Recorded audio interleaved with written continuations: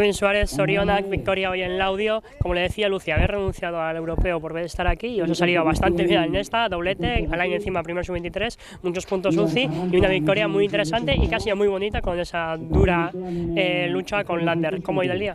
Bueno, pues como dices, ¿no? Hemos apostado por quedarnos aquí en vez de ir al europeo, que bueno, es una decisión siempre difícil, pero al final los puntos que se repartían aquí de cara al final de temporada eran muy importantes y yo creo que es una de las pruebas más importantes de España y lo ha tenido marcada porque bueno, lleva muchos años ahí dándole al palo o cerca.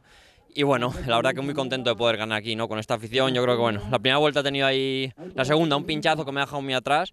Y yo creo que todo el ánimo de la gente me ha ido llevando volandas para recortarle mucho a Lox. Después él ha tenido mala suerte, también con un pinchazo yo creo que justo en el mismo sitio que yo. Y nada, he podido pasarle y ya tener una ventaja para la última vuelta, pues puedo llegar a meta con un poco de tranquilidad, pero bueno, ha sido una carrera muy dura. Hoy nos habéis mostrado que el ciclocross es técnica, es fuerza y es mucha suerte. Sí, como dices, ¿no? Al final hoy el circuito está de mucha técnica. Yo he apostado por salir con tubular de seco y ellos iban con barro. En las curvas a mí me penalizaba un poco más, pero en las rectas la bici corría más.